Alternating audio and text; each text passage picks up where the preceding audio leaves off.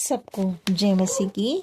नए साल की इस बेला पर मैं आपके लिए परमेश्वर के वचन को वायदे से लेकर के आई हूँ कि परमेश्वर हमारे लिए जो बीते वर्ष भर तक भला रहा वो इस वर्ष भी हमारे लिए भलाई करेगा।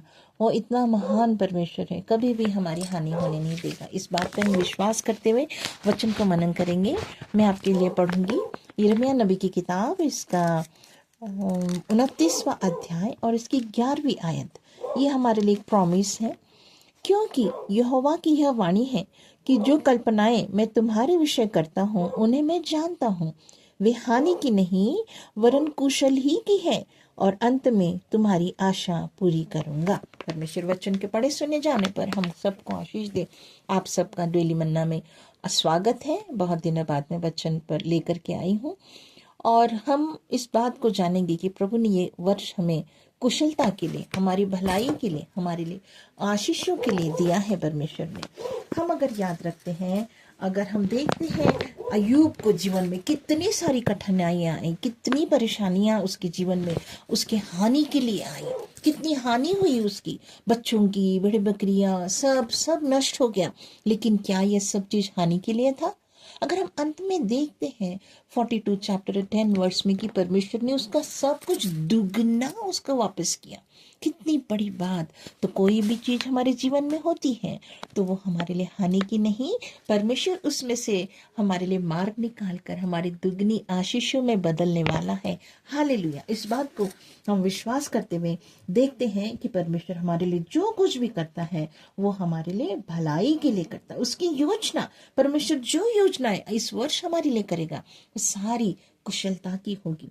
साथ ही एक और उदाहरण हम देख सकते हैं, हम यूसुफ के जीवन को देखते हैं। देखिए, वो स्वप्न देखने हारा था, बहुत सारे विजन, बड़े बड़े विजन परमेश्वर ने उसको दिए। एक दर्शनकारी व्यक्ति था।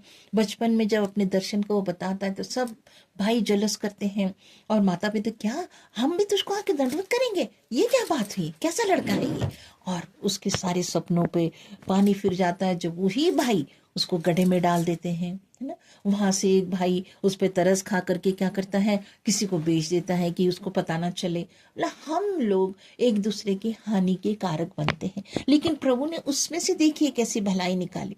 वो मिस्र देश तक चला गया और वहां पर भी उसके साथ जो बुराई हुई उसके ऊपर दोषारोपण हुआ। जब उसको अच्छा राजा के साथ उसका सम्मान हो रहा था, उसकी पत्नी के द्वारा उस पर दोषारोपण हुआ, उसको जेल डाला गया। कहाँ गए उसके स्वप्न? हम विचार कर सकते हैं।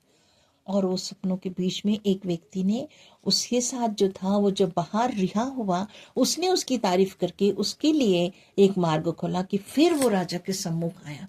और हम देखते हैं कि उसका औहदा वहां से परमेश्वर ने एक प्राइम मिनिस्टर के समान, एक बड़ा राजा के समान उसको एक सम्मान मिला। और देखिए परमेश्वर ने कहां से गड्ढे से उठाकर उसको सिंहासन पर बिठाया।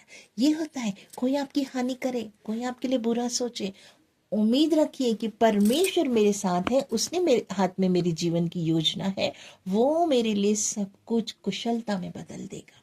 और ऐसा महान परमेश्वर है। और हम देखते हैं आगे, अगर हम देखते कि परमेश्वर ये ऐसी योजनाएं क्यों बनाता है, कभी विचार किया आपने कि हर बुराई में से प्रभु मेरे लिए सफलता ही निकालता है? कैसा महान परमेश्वर है। कैसे उसने गड्ढे में नहीं जाने देना, जेल में सड़ने नहीं दिया, और उसने यूसुफ को इतना बड़ा इंसान बनाया। वहां पर देखिए मूसा को हम देख सकते हैं, कहा राजमहल में पला बढ़ा और वहां से निकाल के प्रभु ने उसको कहा जंगल में भेजा। वहां जलती झाड़ी में परमेश्वर ने उससे बातचीत करी, उसको एक लीडर के रूप में बड़ा एक डिलीवरर बनाया उसको। यहाँ देखिए कितना सुंदर। दाऊद कहाँ था? जंगल में भेड़ बकरियां चराता था। वहां से प्रभु इतने कठिनाई के जीवन में, गरीबी के जीवन से, वहां से उठा के उसको कहा, जंगल से उठा के कहाँ रखा? राजमहल में पहुंचा दिया। तो आप और मैं क्यों निराश होना है? आपके जीवन में परिस्थितियां कैसी भी क्यों ना हो, विश्वास रखिए, उन परिस्थितियों को प्रभु कुशलता में बदलने वाला है। हालेलुया। इस वचन को पढ़िए, यिर्मयाह 29:11 को फिर एक बार पढ़ते हैं। यहाँ लिखा है, क्योंकि यहोवा की यह वाणी है कि जो कल्पनाएं मैं तुम्हारे विषय में करता हूं उन्हें मैं जानता हूं। वे हानि की नहीं वरन कुशल ही की है, और अंत में तुम्हारी आशा पूरी करूंगा। वो परमेश्वर आशा पूर्ति का परमेश्वर, मुझे और आपको वो चाहता है कि मैं और आप इस उम्मीद से जिए कि चाहे परिस्थितियां कैसी भी क्यों ना हो, हर सिचुएशन से प्रभु मुझे भलाई के लिए निकाल के लाए। तो हम विचार करते हैं कि ये परमेश्वर ऐसी योजनाएं क्यों बनाता है कि उसमें से मेरी हानि नहीं होती है, सब कुछ सफलता में, कुशलता में बदल जाता है। हम देखेंगे क्यों ऐसा परमेश्वर मेरे लिए करता है। तो हम देखते हैं, सबसे पहली बात हम जाने कि मेरा और आपका परमेश्वर कैसा परमेश्वर है। अगर हम भजन 100 का 5वें आयत को पढ़ते हैं तो हमें समझ में आएगा कि परमेश्वर हमारा कैसा परमेश्वर है। यह लिखा है, क्योंकि यहोवा भला है, उसकी करुणा सदा के लिए और उसकी सच्चाई पीढ़ी से पीढ़ी तक बनी रहती है। क्या? क्यों वो सारी हानि को कुशलता में बदलता है? क्योंकि परमेश्वर भला है। हालेलुया, हमारा परमेश्वर ही भला है, तो इसलिए हर बुराई को भलाई में बदल सकता है। यस, परमेश्वर हमारे लिए सब कुछ भलाई में बदल सकता है, because he is a good God. वो बहुत भलाई का परमेश्वर है, तो वो सब कुछ भलाई में बदल सकता है। दूसरी बात हम देखेंगे, क्यों वो भलाई में क्यों वो सब देखना चाहता है हमको, क्यों भलाई में बदल देता है। हम एक वचन से पढ़ जानते, 3 पॉइंट में बताऊंगी कि हमने पहले देखा क्यों बदलता है कुशलता में, क्योंकि वो भला परमेश्वर। दूसरी बात को हम देखेंगे, क्यों वो बदलता है कुशलता को भलाई में। उत्पत्ति 1 और 31 को हम पढ़ते हैं तो हमें मिलता है, यहाँ लिखा है, तब परमेश्वर ने जो कुछ बनाया था सबको देखा, तो क्या देखा कि वह बहुत ही अच्छा है।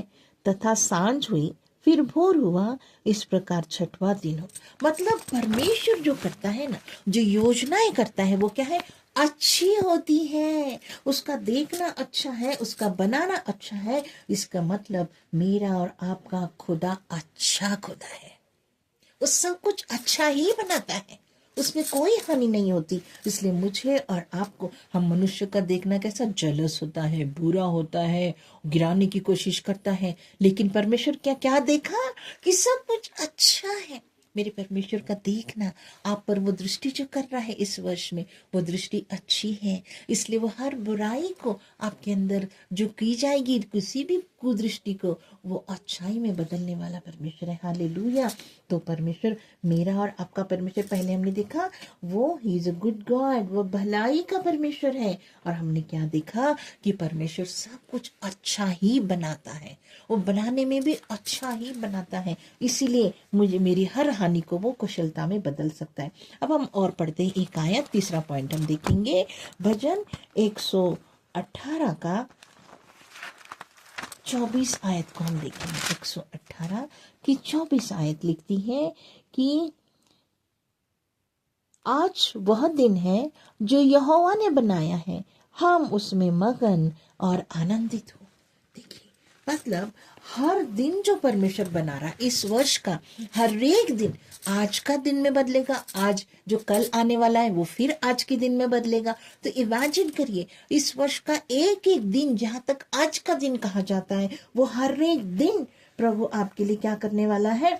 आनंद में, मगन होने में ही बदलने वाला है। तो मेरे और आपके परमेश्वर ने ये 2025 आपको और मुझको कोई हानि नहीं होगी, क्योंकि इस दिन को, इस साल के हर एक दिन को, हर पल को बनाने वाला परमेश्वर कौन है? मेरा और आपका परमेश्वर है, जो क्या है? भलाई को उत्पन्न करता है, सब कुछ अच्छा ही बनाता है। और आज के दिन को जब तक हम मानेंगे, वो हर साल का आज का दिन रोज बरोज वो हमारे लिए क्या? आनंद में और मगन होने में बदलेगा। हर शोक को आनंद में बदलेगा, हर बुराई को भलाई में बदलेगा, हर वो चीज जो आपके लिए हानि है वो कुशलता में बदलेगा। तो मेरे प्रिय, विश्वास कीजिए कि मेरा परमेश्वर इतना महान परमेश्वर और ऐसा सफलता में बदलने वाला परमेश्वर क्यों है? क्योंकि वो भला परमेश्वर है, वो भला ही करता है, वो भला चीजें बनाता है, और वो हर उस बात को जो है वो आनंद में बदल सकता है। एक और आयत फाइनली मैं पढ़ के आपके सामने रखूंगी। आज मुझे आयत बहुत अच्छी लगी जब इसमें आयत को मैंने पढ़ा। व्यवस्था विवरण 23 का 5, इसको देखिए कैसा परमेश्वर है हमारा।